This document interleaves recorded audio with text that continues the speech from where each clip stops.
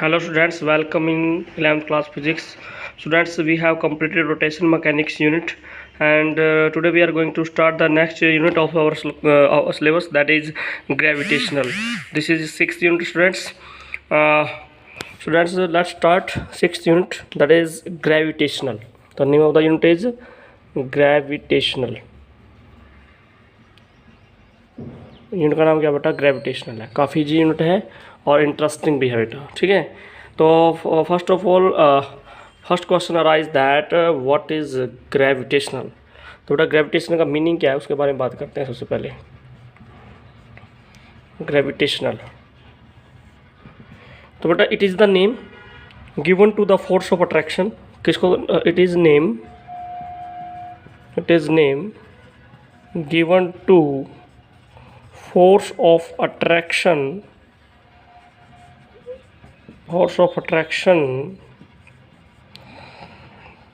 between any two bodies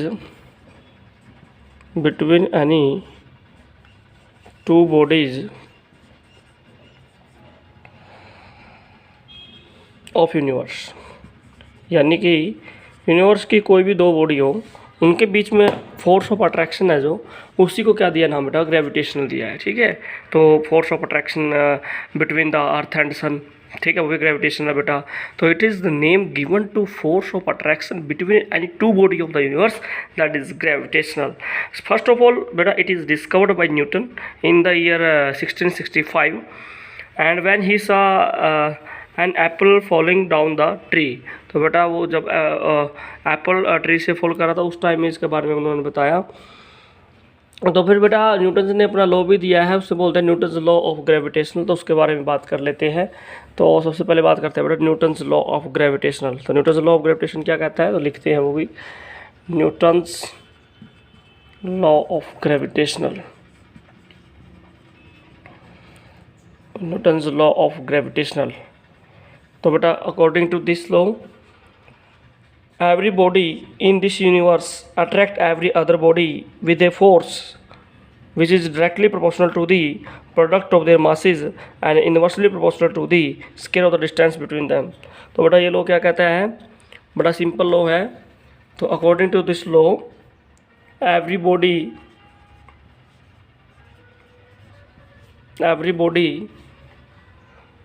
in universe attracts every other body with a force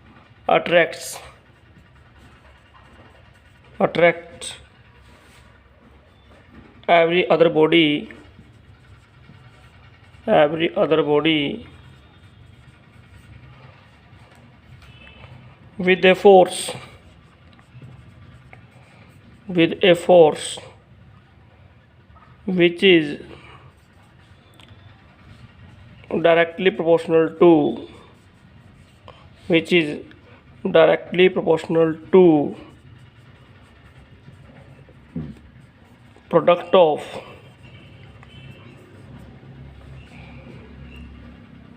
their masses।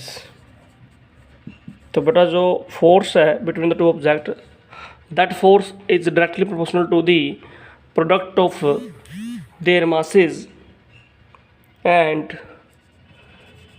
is inversely proportional to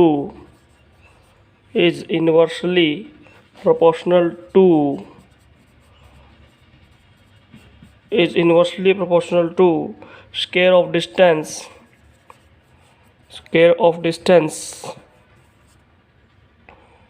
between them।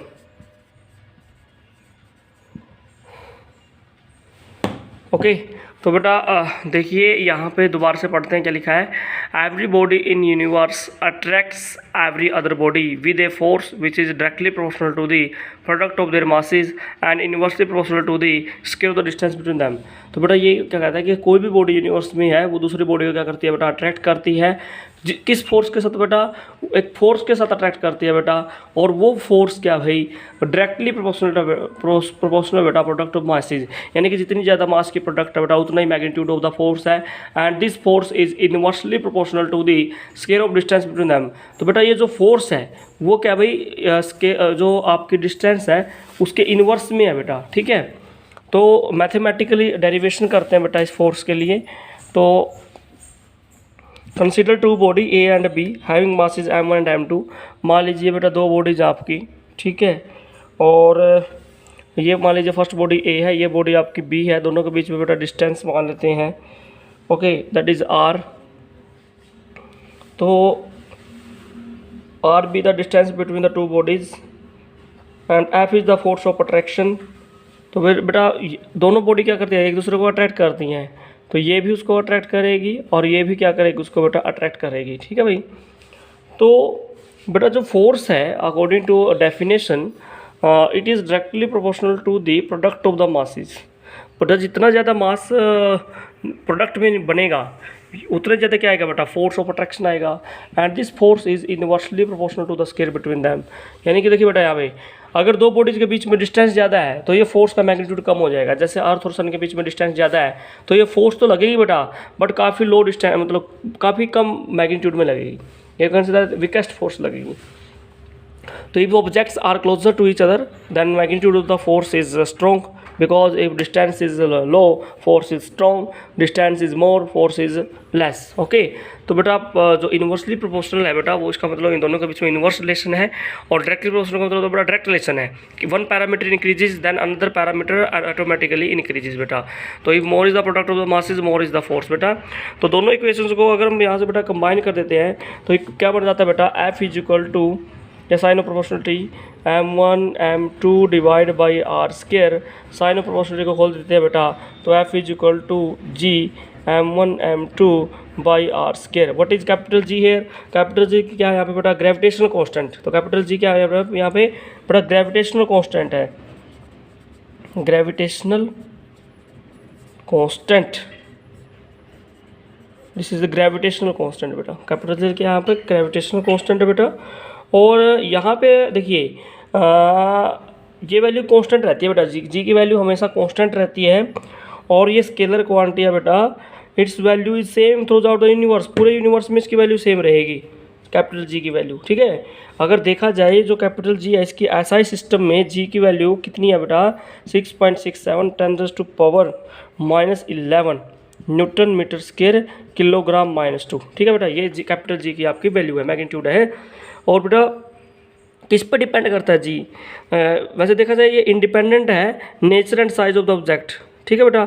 Medium as well as the nature of the medium, इसका मतलब constant रहता है ये, ठीक है भाई, ये change नहीं करता। अब देखिए बेटा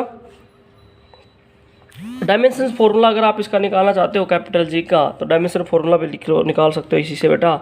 जैसे F is equal to G m1 m2 by R square, capital G यहाँ रख दीजिए, F are square m1 m2। तो बेटा यहाँ से फोर्स की डायमेंशन फॉर्मूला सारा निकाल सकते हो यहाँ से। फोर्स डायमेंशन फॉर्मूला बेटा m1 L1 t-2, डिस्टेंस की बेटा L स्केयर, ओके। और बेटा मासेस की आपको पता है, मास का किलोग्राम m कर सकते हो। तो बेटा डायमेंशन फॉर्मूला क्या बन जाता है, लिख देते हैं m-1 L3t-2 बेटा, this is the dimension formula, okay, of this parameter. बेटा what are the evidence in the support of this law. तो बेटा कौन कौन से एविडेंसेस हैं जो इस लॉ को एविडेंस देते हैं, तो एविडेंसेस के बारे में बात करते हैं बेटा। एविडेंस की बात करें, अगर एविडेंस की बात करें तो evidence in support of the Newton's law of gravitation. तो फर्स्ट एविडेंस क्या बेटा, जो रोटेशन ऑफ अर्थ है बेटा, जो रोटेशन ऑफ अर्थ है, रोटेशनल ऑफ अर्थ या रोटेशन ऑफ अर्थ की बात करें अराउंड सन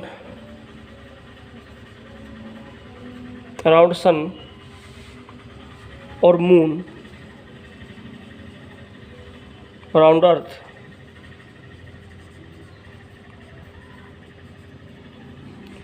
is explained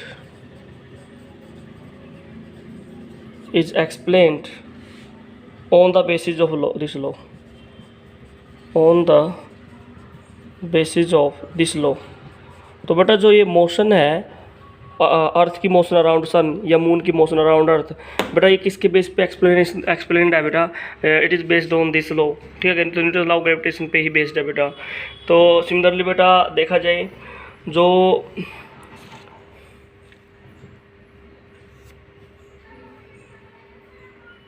जो टाइड्स आते हैं बेटा, ओशियंस में जो टाइड्स आते हैं या जो टाइड्स बनते हैं, तो it is also due to the force of attraction between the moon and ocean water बेटा।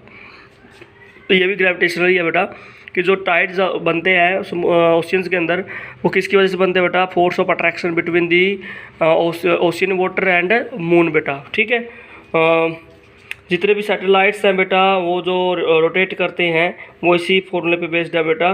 तो ये कुछ स्पोर्ट है, एविडेंसेस हैं इसके स्पोर्ट में बेटा। और बेटा सबसे इम्पोर्टेंट बात है कि इस लॉ की क्या क्या करैक्टरिस्टिक्स हैं। जो न्यूटन्स लॉ ऑफ ग्रेविटेशन है उसकी बेटा करैक्टरिस्टिक्स के बारे में बात कर लेते हैं। करैक्टरिस्टिक्स, तो बेटा क्या क्या करैक्टरिस्टिक्स है इस लॉ की, सबसे पहले बात कीजिए। तो बेटा फर्स्ट वन क्या है? It is independent of nature of medium. किस पे बेटा? This law is independent, this law is independent. किस पे इंडिपेंडेंट है बेटा? Independent of nature of intervening medium. इसका मतलब बेटा ये मीडियम डिपेंड नहीं करता, चाहे आपका वाटर में है चाहे किस में है बेटा, नेचर ऑफ इंटरवेनिंग मीडियम पर डिपेंड नहीं करता ये। This law is independent on the medium. It is independent of the presence और absence of the other body. Second property क्या है बेटा? ये लॉ सेकंड क्या है भाई? प्रेजेंस में दूसरी बॉडी की प्रेजेंस है या अब्सेंस है बेटा, उससे ये फोर्स इफेक्टेड नहीं है बेटा। ठीक है, उस पर ये इफेक्ट नहीं है इस। ठीक है, तो आप ये कह सकते हो बेटा कि it is dependent of the presence of absence of the other body. ठीक है भाई। और थर्ड है बेटा नेचर ऑफ और साइज पे डिपेंड नहीं करता, एक्शन एंड रिएक्शन पेयर बनाता है बेटा। ये न्यूटन थर्ड लॉ को मोशन करता है। ये बेटा सेंट्रल फोर्स भी है। कौन सी फोर्स है बेटा? It is the central force. लिख लेते हैं, इसको एक्सप्लेन करेंगे बेटा। This force is central force, central force है बेटा ये। कौन सी फोर्स है भाई? Central force. सेंट्रल फोर्स कैसे बेटा? ये फोर्स किसके लोग लगती है बेटा? Line joining the centre of the two body.